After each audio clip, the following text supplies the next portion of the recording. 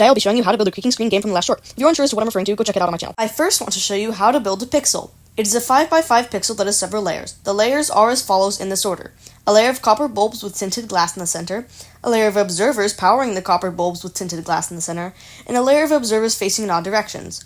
There is one in the front facing away from the copper bulbs. There are two observers on either side branching off of it horizontally, and from those, vertical ones go up 4 blocks.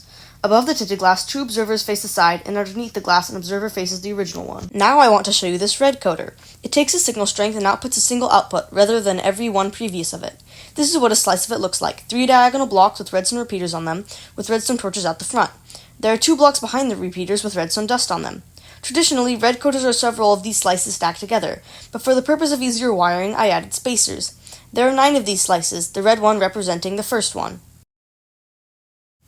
The spacers look like this. There's a container, any container at all, with one item in it. There is a comparator facing another one, which is in subtraction mode. You can see this after you click it. The front torch should illuminate. You will build this by alternating a slice of a red coder and a spacer until you have a total of 9 slices.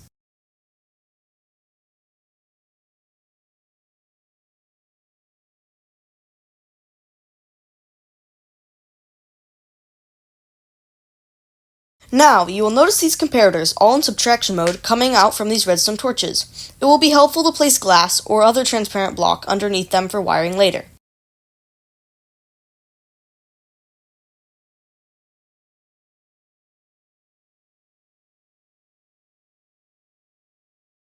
Now, I'm going to show you the randomizer circuit. You have 2 repeaters, one on 4 ticks and the other on 3, coming out of a target block and facing into a piece of wool that will power this dispenser to dispense a shulker box. There is another dispenser on top of the target block with a bucket of powdered snow that, when dispensed, will trigger this observer and piston to destroy the previous shulker box. This signal also goes into a pulse extender, which makes the signal longer. There's a repeater on 2 ticks and 2 comparators in this configuration. This redstone torch will power this repeater to disable the locking mechanism. The mechanism is in place to prevent too many pickles from illuminating at the same time. The placement of the repeater is crucial and cannot be moved back at all. You also have redstone torch placed on this wire at intervals between the comparators, and above that some redstone dust. The contents in each of the shulker box are as follows: 1 stack, 2 stacks, 4 stacks, 6 stacks, 8 stacks, 10 stacks, 12 stacks, 14 stacks, and 16 stacks of items. They do not need to be color-coded, but I highly recommend it. You may be wondering where to place this. In correspondence to the screen, this target block will be in the same position as this target block that I have placed next to it. In this build, it does not need to be a target block, it is simply for the visualization. For the pixels, you will have this setup: a redstone lamp placed in front of the outwards facing observer with a pressure plate on top. You then have a creaking submerged in water that is prevented from spilling outwards by dark colored blocks. There is a block above the creaking's head to prevent its escape. And on the lower levels, this block is simply the redstone lamp from the one above it. But on the top, these 3 blocks are crucial.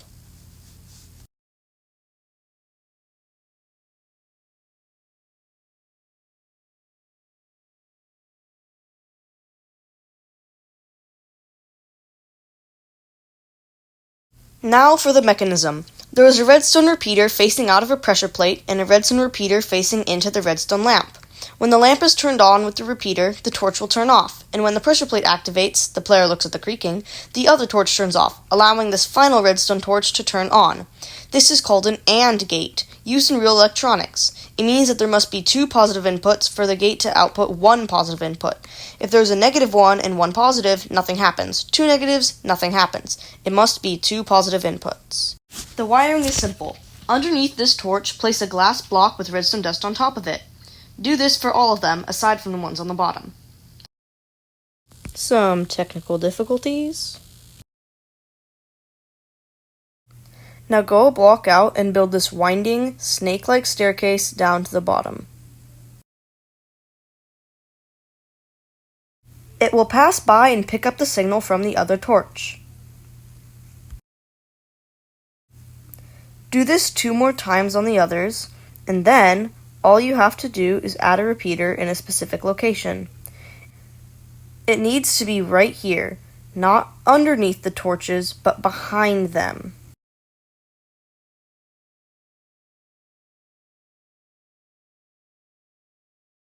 Once you have wired all of these components together, It should look something like this. Take a moment to slow down the video and make a note of how everything fits together, including this additional wiring.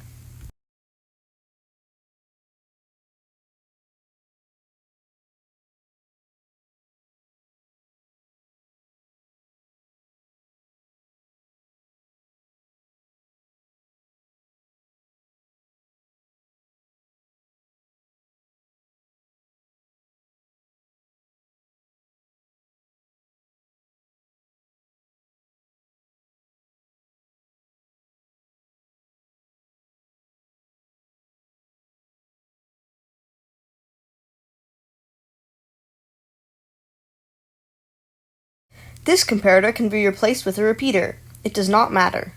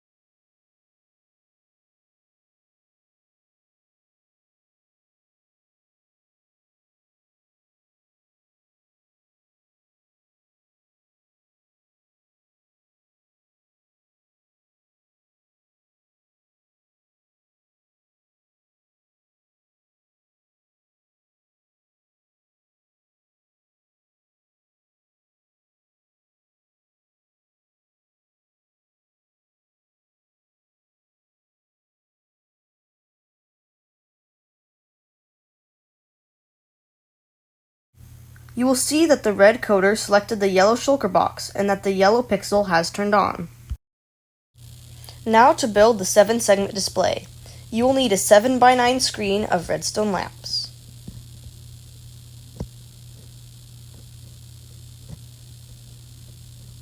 The red segment consists of 3 target blocks in redstone dust like this.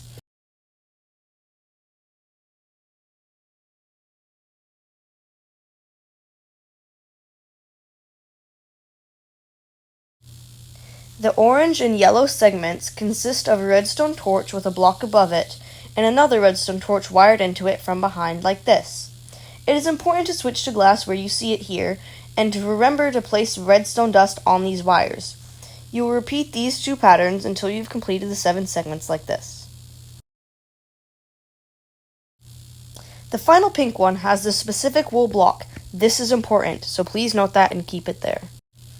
Now we will be building the ROM. This stands for read-only memory. This means that once it is built, it cannot be changed.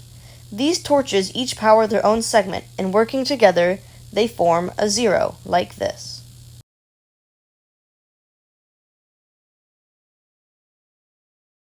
I will show you how to build the redstone torch layout for each of the digits, 0 through 9.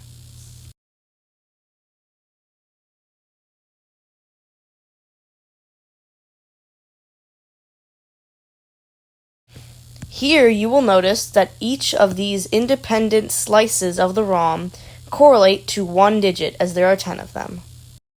Before we move on, it is important to take a moment to identify the layout that I will place the torches on.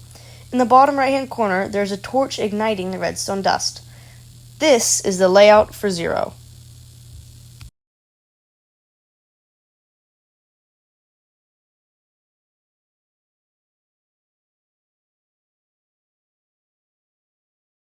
This is the layout for 1. This is the layout for 2.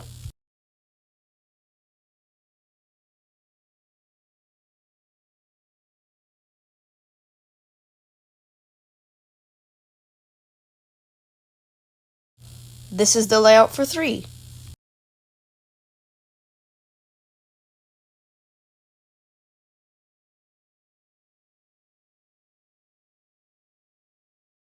This is the layout for 4.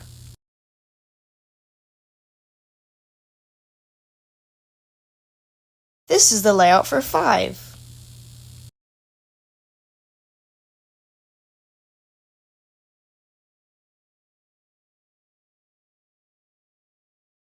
This is the layout for 6.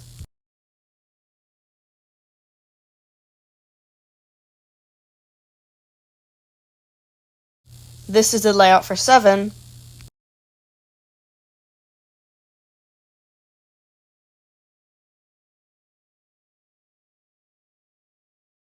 This is the layout for 8.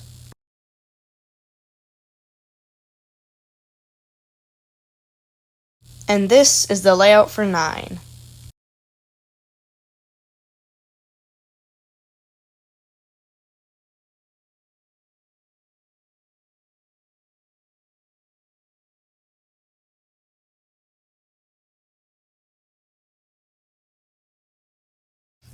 Now let's talk about how to control which number is activated.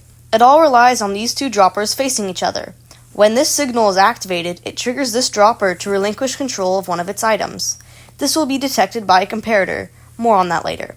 When the dropper is empty, this repeater unlocks, and the next pulse will go down this line, which I will show where it leads later. You will see another repeater, this one on 2 ticks, going into this torch latch. When this torch turns off, it will not turn back on until the torch on the other side is turned off.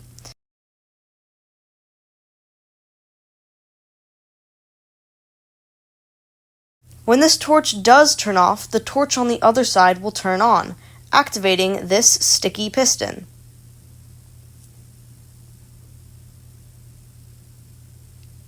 The sticky piston is attached to these two observers facing each other, and when they are pushed together, this observer rapidly activates and deactivates this redstone torch. And when the full dropper is emptied, this comparator will turn off, turning this on this redstone torch that will deactivate the piston and the observer clock. From the original video, you may remember a different method, but this is faster and more compact. I'm going to go through this slower so that you can build it. First, you have this configuration of repeaters and comparators. In this scenario, this target block is important. You then have this repeater in front of this other line, preventing it from bleeding through. It leads to the torch latch over here, with redstone dust on top of 2 target blocks like this. A torch here, a redstone dust here, as well as the same on the other side. You then have a sticky piston holding an observer facing another observer that is activating this redstone torch through a block.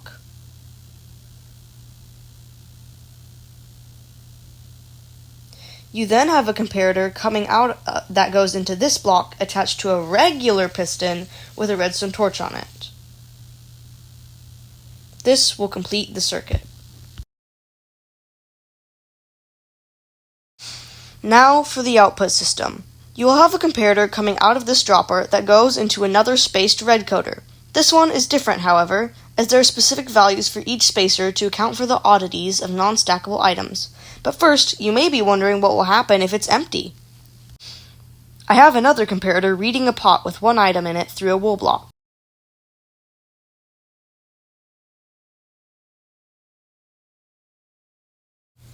For the first spacer, the signal strength must be 1.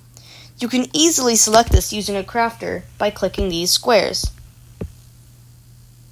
The second spacer, the strength is 2. Then it is 1, and then it is 2. Then 1, then 2, then 1, then 2, and oddly enough, for this final one, it is also 2.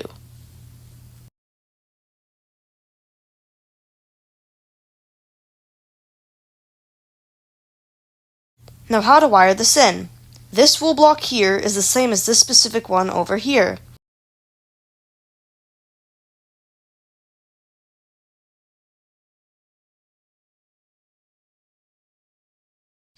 When wired together properly, the torches on this red coder will be directly underneath the redstone torches on the ROM. When one of them turns on, it turns off the torch on the ROM and allows the redstone torches to power their segment. This stray wire from earlier actually just goes to the display that is in the tens place.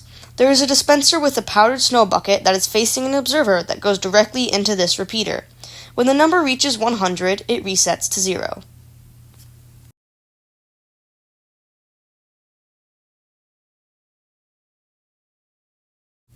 Over here, too, controlling the unit's place, is a dispenser connected to an observer. This observer will wire directly into the Redstone repeater, as you can see all the way over here. Now, this final bit of wiring is important. This repeater goes all the way up into this target block at the top to trigger the randomizer.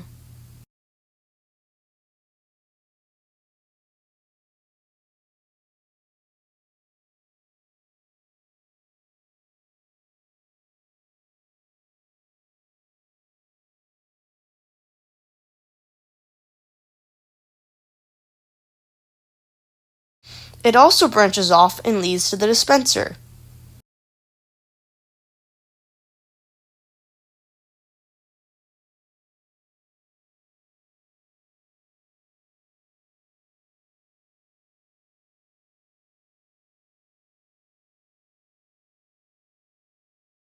That's all I have today. Be sure to give me feedback on how to make these tutorials even better, and if you built it, let me know if you are having any difficulty.